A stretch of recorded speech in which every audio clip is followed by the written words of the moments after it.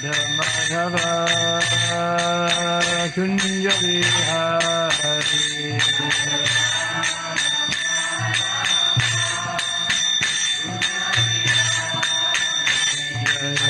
Radha Madhava Kunja Vihari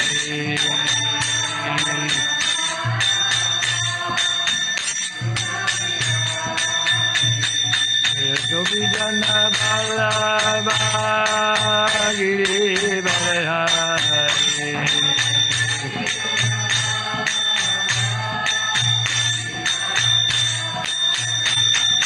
Gopijana Vallabha Girivardhari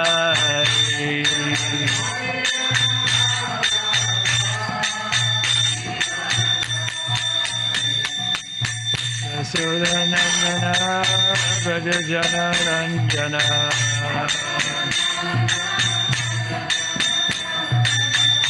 Suranandana Vrajajana Ranjana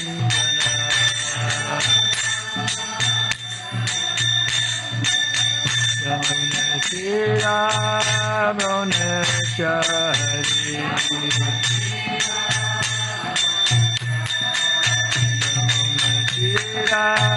Bonachari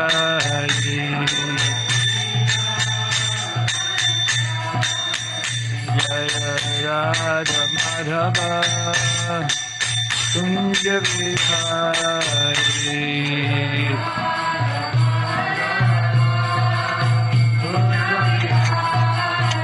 Jaya Radha Madhava Kunja Vihari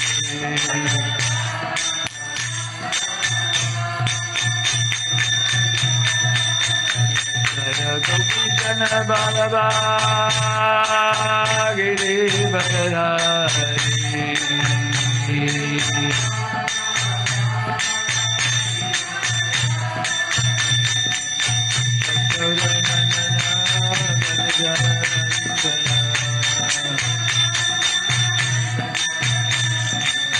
Yasovanandana Vrajajana Ranjana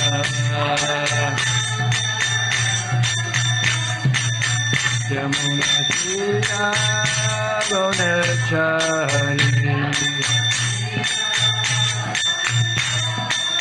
Yamunatira Bonachari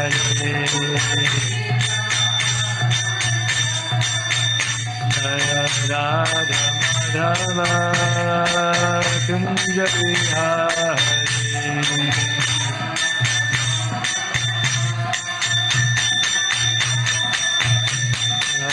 Radha Madhava Kunja Vihari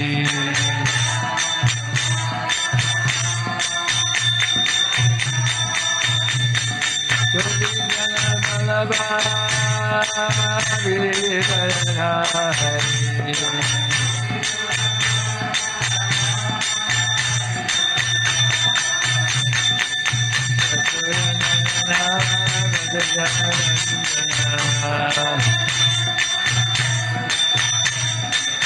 Yasovanandana Vrajajana Ranjana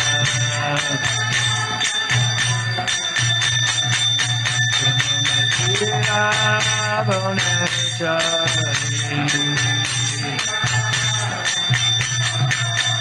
Yamunatira Bonachari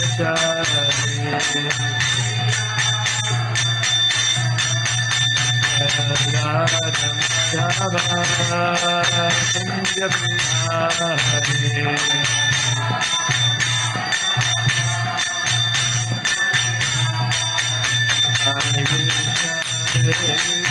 Hare Krishna Krishna Krishna Hare Hare Hare Rama Hare Rama Rama Rama Hare Hare Hare Krishna Hare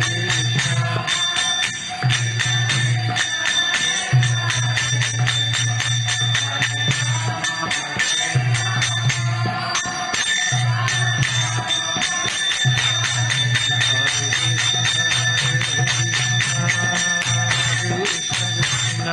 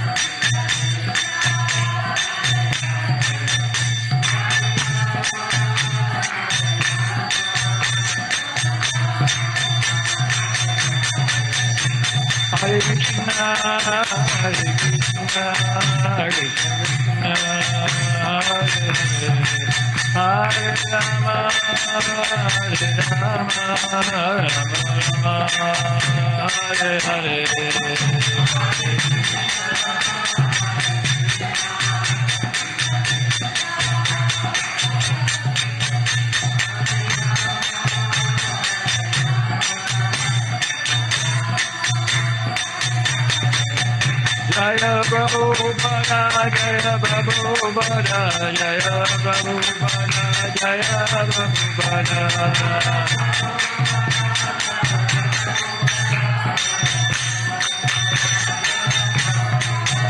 Jaya Prabhupada, Jaya Prabhupada, Jaya Prabhupada, Jaya Prabhupada.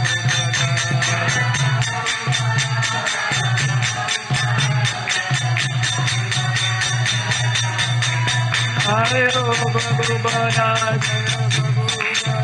Jaya Prabhupada, Jaya Prabhupada.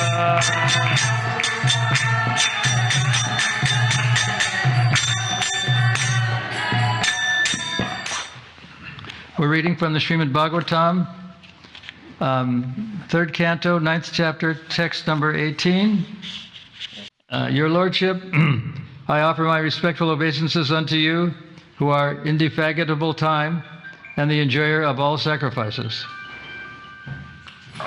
Although I am situated in an abode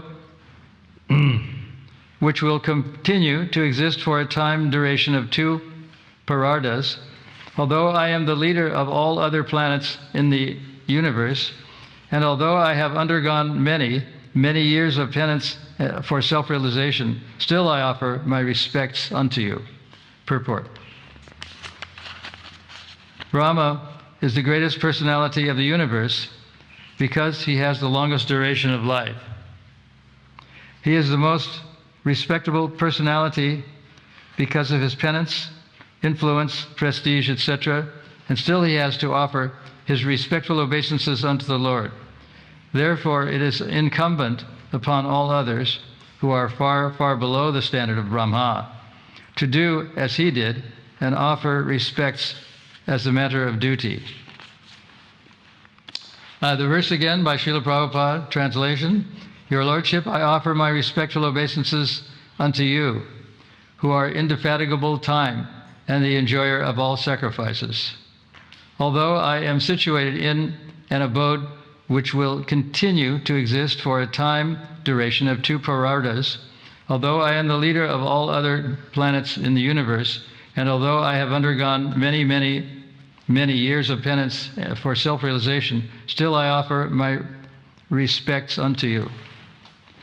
So even though Lord Rama is very highly elevated, one of the most, if not the most elevated person in this particular universe, he's offering his respects to Krishna. And it's interesting that even Brahma, who is the most advanced person in the sense, that has the longest lifetime of anyone in the universe, still he has defects. And it's written by the Goswamis that he's still, even though he's one of the demigods, he's still a living entity, and he has only 78% of the qualities of Krishna, and we can have that much percentage if we wish to. So Lord Rama once, in one lifetime, he had attraction to his own daughter, and he ran after her, and then later on he disposed of that particular body. But it just goes to show that the desire for sense gratification exists everywhere, even in the higher planetary systems. Even when Nrsimhadev appeared, he was very intensely angry, and at Hiranyakashipu, and he sat on his throne. And and although many demigods were present, they were very hesitant to try to pacify the Lord.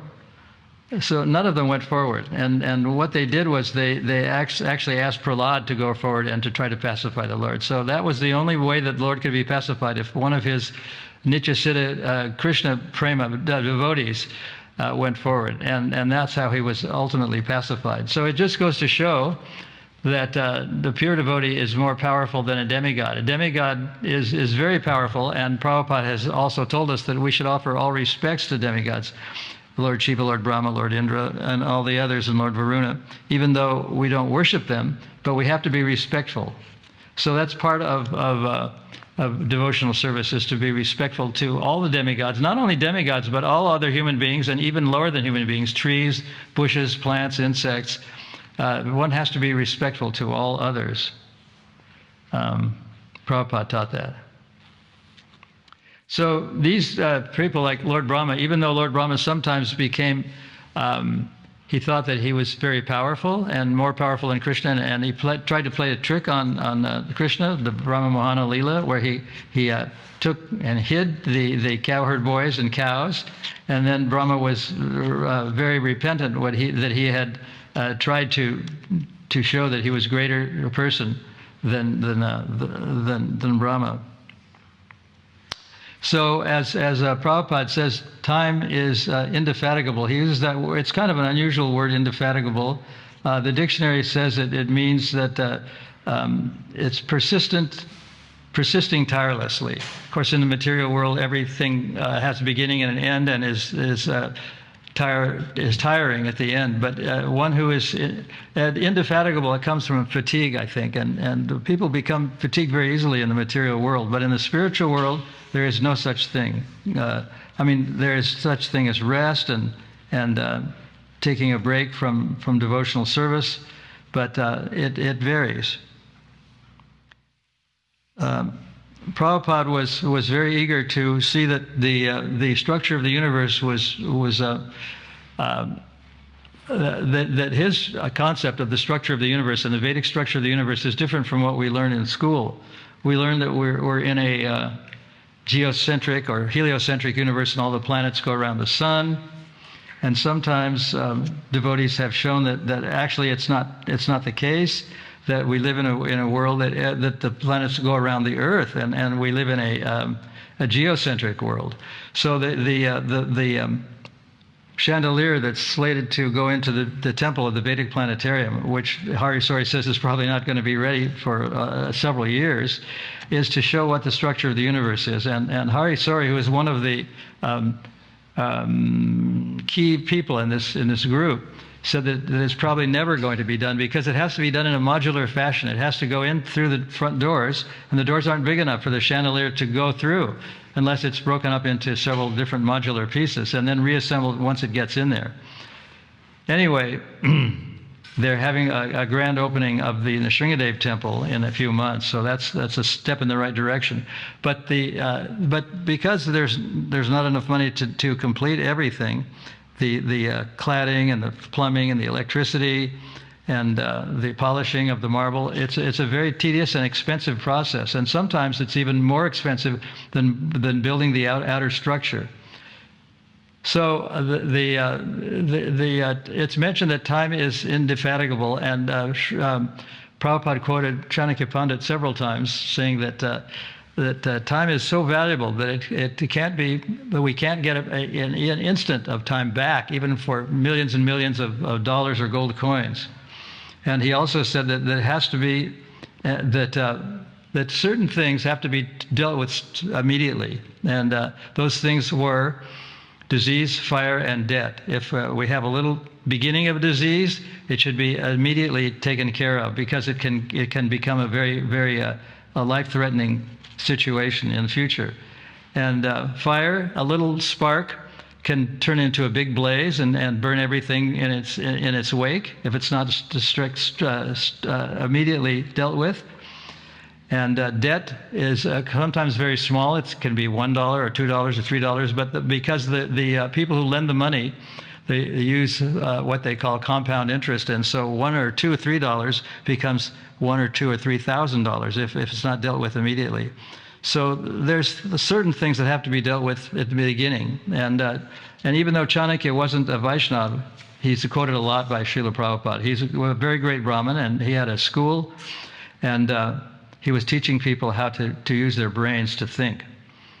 And Prabhupada also, when in 1977, he called for several astrophysicists to explain what proper structure of the universe is, but none of them seemed to satisfy him, even though he was in the later part of the sunset of his life, we might say. It was 1976, 1977, but he said that even though he knew that the earth was round, certain of his disciples could show in higher mathematics that the world is both round and flat at the same time. That's a beginning of higher mathematics. And to illustrate this, the higher we go, the more relative time is and how much it changes.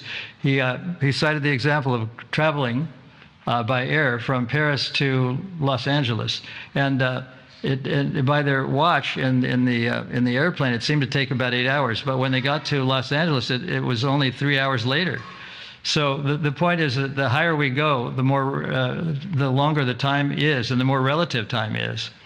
So people who work in the airline industry have a saying called chasing the sun. And the point is, if we continue to go in the western direction in an airplane, which is not possible because they don't have enough fuel, there's no such thing as sunset. It's just on and on and on. It's a long, long day. So there's a saying that there's nothing in this material world that is permanent, even though time is always inconquerable or always in front.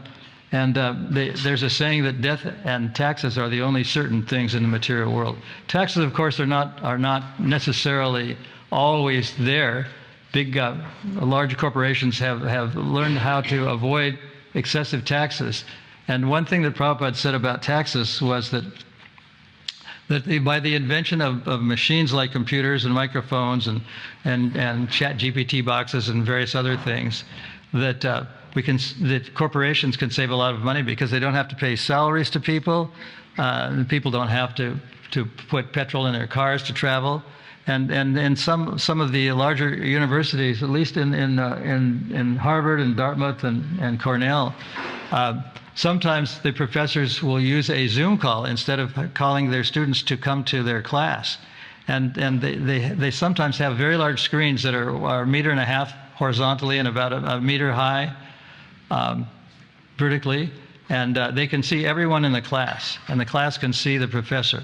That's the method. That's the advantage of modern technology. It can be used in a way that can save a lot of money. But because the corporations and universities don't have to pay so much in taxes, they save a lot of money.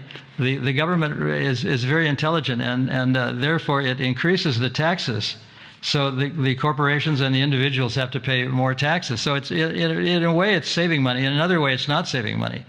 But of course, with corporations, they have offshore branches, and sometimes they're able to avoid very heavy taxes. So, and there was a song that was very popular a while back called "The Taxman," and the lyrics went that 1 for you, 19 for me, and the idea was that even if someone made a lot of money. In England, they had what they called a sliding scale. So sometimes people had to pay 95% tax. If they earned £1, they had to pay 19 pounds to the government. And so the thing was so oppressive that some groups even canceled. Like there was a Rolling Stone group that canceled a tour because they thought the taxes were just oppressively high. And since then, I think, from what I know, the British government has changed its taxing fares so that people who make a lot of money aren't taxed very heavily. And so they don't use the sliding scale. In previous times, there was such a thing as a poll tax, and there was a sort of a fixed percentage that everyone had to pay. It was fixed. It was either 5% or 10% or 20% or something like that. And so that was a type of taxing that was probably very popular because it didn't oppressively tax people that made a lot of money. So taxing is there, but it's not always the same. It sometimes increases, sometimes decreases, and it's a duty that we have to do, that we have to pay for this. And in Bhagavad Gita, the duration of Lord Brahma's life is actually given. In terms of years, it's a very, very, very long time. And but even such persons who are very highly advanced and very able to not only know about the future but can read minds are also sometimes bewildered by the material energy and very often are attracted by Krishna in a way that causes them to realize that there's nothing greater. That even though they're very great and they can read minds and they can do many things and they can solve many problems, they never tire of glorifying the Lord. And the Lord is so vast that even Seshanaga, who has many heads and mouths, has continued to glorify the Lord since time immemorial, but he is never able to reach the ultimate glory. So one thing that's glorious about Krishna is that he's Achintya Veda Tattva, that he can play the part of a young boy, which he did when he was in Vrindavan, and he was a darling of Yashoda and stole from the monkeys. But at the same time, he was administering the entire universe, this universe, and many other universes that were existing by his breathing, and he's very powerful just by his breathing. And it's been said that and we have the picture of him sitting on the throne of Hiranyakashipu on the altar here. And he sat on the throne of Hiranyakashipu because Hiranyakashipu in a previous lifetime was very advanced. He was one of the doorkeepers, Jaya, of Vaikuntha. So that's a very special prerogative of Krishna, that he comes to annihilate the demons and also to glorify his devotees. So if there's any questions at this point, go ahead and ask, and I'll continue.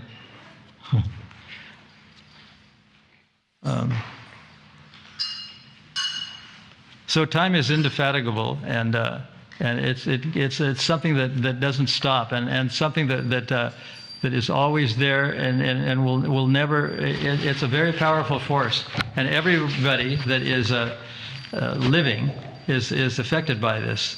People grow old, and plants grow old, trees grow old. We see things grow old and they deteriorate.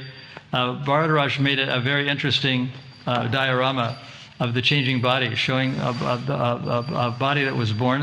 Some of you have seen the Bhagavad Gita Museum, or it was called the first American theistic exhibition at one time. It's still doing very well. It's in the temple in Los Angeles in New Dwarka, and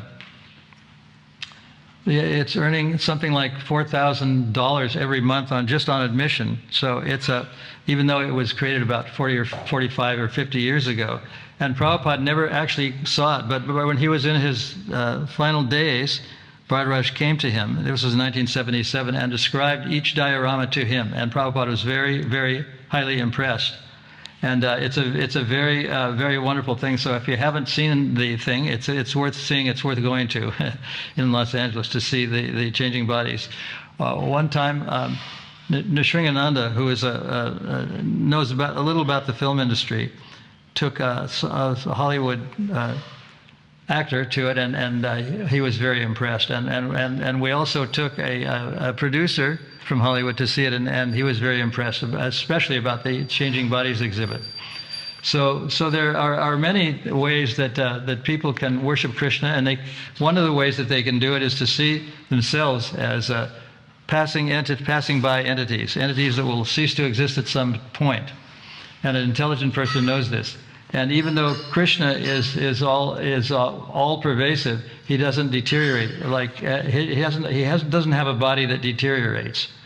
So if anyone has anything to say or any questions about time or anything that we've said or talk about or wish to talk about, please ask now or say anything. Hare Krishna Maharaj. Go ahead. Please accept my obeisances. I have a problem, and I hope you can help me get over it.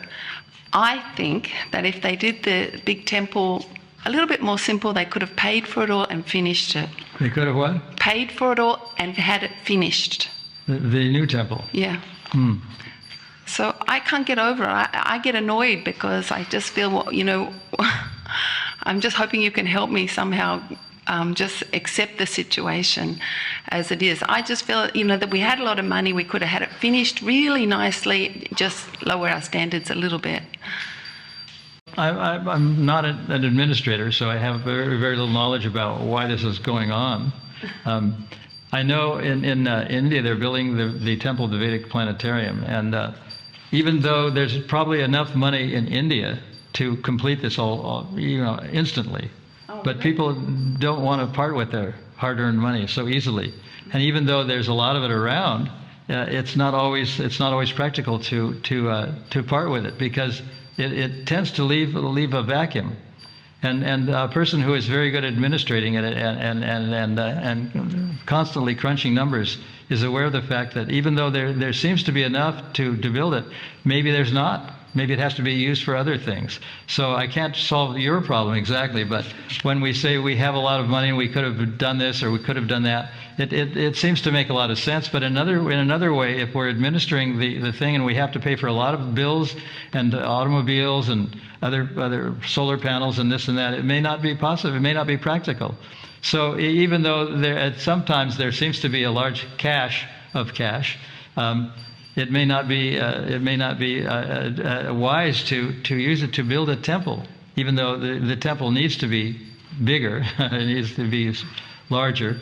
It's not always possible. So this is the reason. I mean, I don't know. I'm not an administrator, so I can't tell you all the details, and I can't solve the problem. But, I mean, I'm not a problem solver, but there is a reason for it, and there is a reason. Thank you. So anything else? Can I just ask a question before you, then it doesn't have to go? Guru Maharaj, you were asking about, you were saying that when the pilot went up, his watch changed time. So did that mean that when he was flying higher in the atmosphere? Yeah.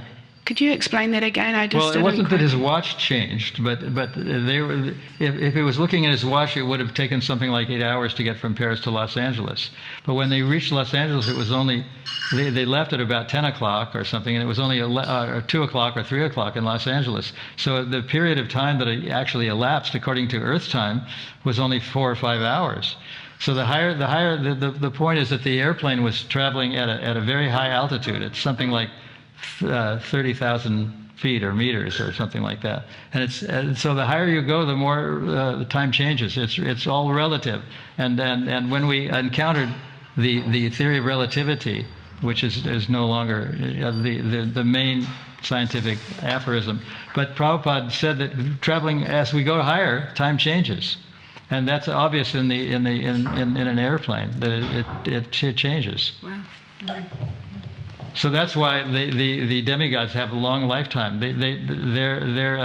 Their time is different for them. And Prabhupada used the example of an ant, for example. If an ant goes from one end of the room to the other, it might take him a really long time, or it might seem like it's several miles. But for a human being, it's just a matter of doing it in a few steps. And so the time is relative in that way. Yes, you were going to say something, Prana? Hare Krishna Maharaj. We were discussing the other day, you were telling me about the problems Sadhbhuj had even with the foundations of the TOVP, because the temple is built on soft ground. So it took an enormous amount of engineering just to create the foundations for the temple. They had to drive piles very deep into the ground. Instead of using steel for reinforcing, they use stainless steel, because they're actually they're building the temple to last for 1,000 years. So it, I mean, I can sympathise for how long it's taken, because I've been filming it ever since they started it. But I think in the end, it's going to be worth it. Yeah, it may take maybe dozens of years before everything is done, completed. Yes. The landscaping and the cladding and all of the polishing of marble and the electricity and plumbing and all that. It does take a fairly long time. So when you say that there's enough to build a temple, there's a lot to it. You have to do the inside and the outside. There's paint and there's a lot of things involved. And the other thing is that it's not easy to get money. Sometimes it's very difficult. I mean, there's like I said, there's probably enough money in India to build that temple several times over, but it's not easy to get it. That's why they have fundraisers. They're constantly trying to get enough. So it's not an easy thing, even though it appears to be easy. It's not easy. So what do we know? We're just the sort of plebeians, so we don't really know everything. But what we think and what is reality is not necessarily the same. That's why the philosophy of Achintya Bheda Bheda Tattva is very difficult to understand. It's very true, but it's also very difficult. How Krishna can be in one place and can be unchanging, and yet can manage the whole cosmic creation at the same time. I mean, talk about multitasking. I mean, this is the master of multitasking is Krishna. We think it's a great thing if a person can do 2 or 3 things at once. Someone was telling me, I think it was a Murti, that they have simultaneous translators in one of the office buildings in Washington, D.C. And I was there once because there was a conflict between at that time between the former Soviet Union and the United States. It's still there, but it was really intense. It was the Cold War. So I sat there because a devotee had come from Russia, and so we were all of us Americans. I was there with 2 or 3 other Americans and him. We were treated like royalty because we were on the side of the good guys. So we had a little dial right in front of our chair that it said Italian, French, Spanish, like this, and we could dial whatever language we wanted, even though the person was speaking from another on the podium from another language. So all those people that were translating, they were behind a glass in booths. They were so intelligent they could be translating simultaneously and at the same time doing a crossword puzzle. But now that machines can do all the translating, many of those people are out of work, even though they're very intelligent. And I don't even know. I haven't been to the Senate building or to the White House for a long time, but machines in a way are replacing people. And that's why the government has to increase taxes, because it's very intelligent. It knows that so many people aren't paying so much in taxes, so they increase the taxes. So there's no real saving in a sense. And very often corporations have their headquarters offshore, like in the Caribbean or somewhere like that, so they can avoid heavy taxes. But the point is that no matter how many machines we make, and no matter how intelligent they are, there's always people that are more intelligent. And when Prabhupada said about going to the moon, one thing he said about it is that we have intelligence to travel a great distance, but maybe, just maybe, they have greater intelligence, and they directed the spaceships to a deserted part of the moon, just like people landing on the Sahara Desert or the Rajasthani Desert. It looks like the whole planet is full of sand and nothing but sand and desert. But there are many other things, and we, as Prabhupada said, we learn from the Shastras that there are many beautiful things and trees and houses and on the moon, and he even said that in the sun there's cars and people and buildings, and those are things that are very beyond us. And also he said that the people are so sold out to Charles Darwin's theory. Darwin even admitted that what he was proposing was at best a theory, that it wasn't actually true. But he doesn't ever have anything about the history of the sun and the moon. But there is a history of the sun and the moon, according to Vedic thought. There is a history, but modern science doesn't know what that history may be. It has a very limited understanding of what exists. So these are just some ideas. And another thing about the temple of the Vedic Planetarium, when these pilings go down into the ground, I think there was 100 of them, something like that. Huge number. I mean, they were pounded into the ground by machines, and it made such a tremor that people couldn't even sleep at night. I was living there tonight. You were there, so you know. And from what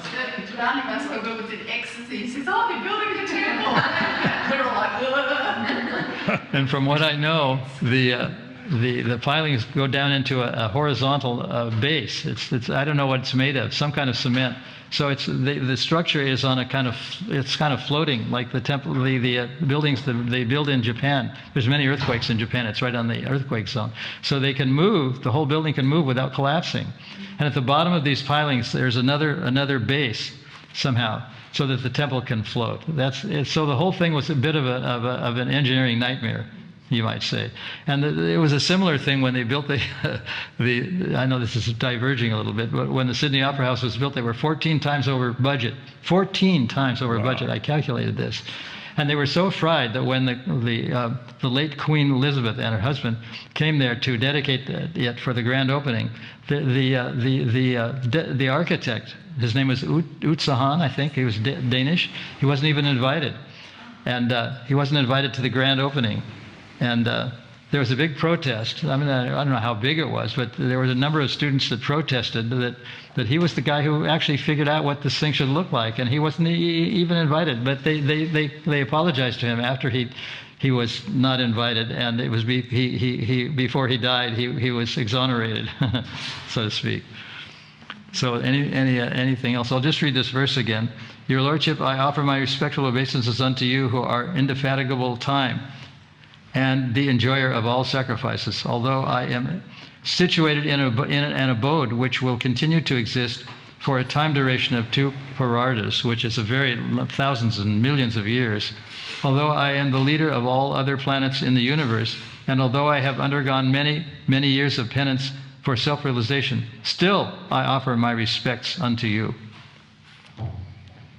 So Lord Brahma is sometimes known as Swayambhur, or the unborn entity, because he didn't actually have a mother. He was born from there's a picture of him coming out on the lotus stem out of the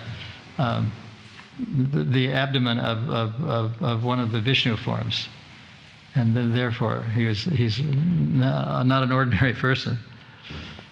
So from what we know, an ordinary person is.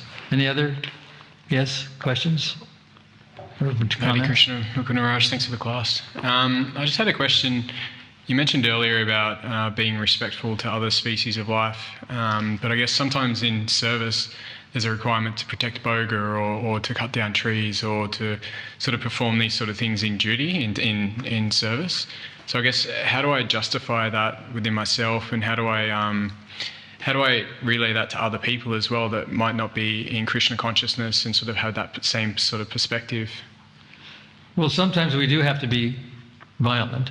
I mean, like Maharaj Pariksit, although he was a Raja Rishi, he was ready to kill someone who was torturing a cow in his kingdom. He didn't do it, actually. We don't know if he followed through with it, but he was drawing his sword. So sometimes, and there was an instance where a fox at Bhaktivedanta Manor was killing and eating the peacocks. And Prabhupada said we should get a gun and shoot the fox. And Prabhupada and his devotees were just stunned that he could think of killing an animal. But he said that. That's what he actually said. So, and then every time we drink water, every time we use the mortar and pestle, every time we walk, we're killing very minute creatures. So it's impossible to avoid violence completely at all times. And sometimes we just have to to protect the citizens, people like the Raja Rishis had to use violence sometimes. I mean, a prison is a violent place, and people sometimes are executed so that they won't kill others. So it's not, for the most part, devotees are non-violent. They create ahimsa, and Lord Buddha's mission was to do away with unnecessary killing. But sometimes it's actually necessary. And how do we don't know always, but we can sometimes confer with people who we think are more advanced than we are, like Srila Prabhupada or our spiritual master or our senior devotees, about what is sanctioned and what is not sanctioned, what is killing and what is not killing. Mm-hmm. Yeah, thank you. Hare Krishna.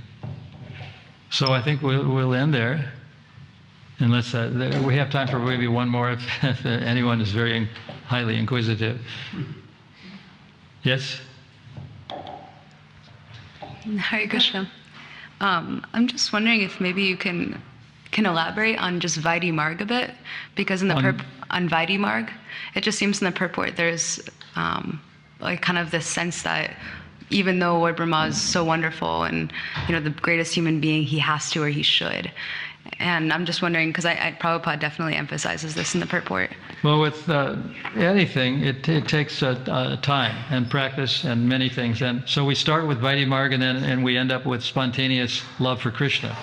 So at the beginning, we sort of have to force ourselves, just like we have to force ourselves to get up in the morning. We have to force ourselves to dance and sing sometimes.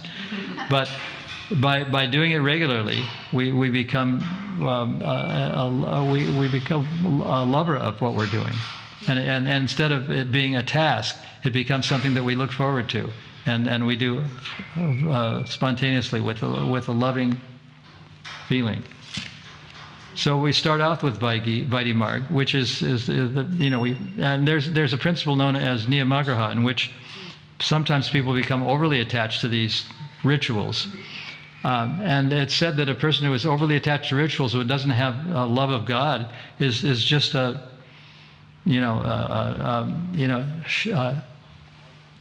eating a husk rather than the grain and the things that they're meant to eat. So Vaidhi Bhakti is like that. It's a start, and Prabhupada talked about, and he used the word initiation. And initiation is in English just means that it's the start of something or the beginning of something, and that's what initiation actually is. And what Vaidhi Bhakti is, it's the beginning of something really wonderful. But we won't experience the wondrous note of it unless we confer with other devotees, or we constantly look through Prabhupada's books to help us. And sometimes the Bhakti Mohandas Gandhi was quoted that when he said that it's in the back of one of the Bhagavad Gitas, that when doubts face me, when I'm very depressed, I find a verse in the Bhagavad Gita and I read it and it comforts me. So that's where it's at. It's not just a verse in Bhagavad Gita, but it's the whole of Vedic literature. It's many lines and verses and words and things that give us peace of mind. So it's just a matter of staying with it, and in the beginning we have to do things that we don't maybe like to do, and we have to not do things that we like to do. But that's the way Krishna consciousness. People are very amazed at how we can be happy. We don't have illicit sex, we don't have any meat eating, we don't have any gambling, and yet we seem to be always happy, and we're dancing and singing. So it's the proof of the pudding is in the eating. That you just have to continuously do it, and eventually you become ecstatic. I mean, everybody, not me, of course, but most people become ecstatic. Any other points? Thank you. So we'll stop there. Srimad Bhagavatam ki jai. Srila Prabhupada ki jai.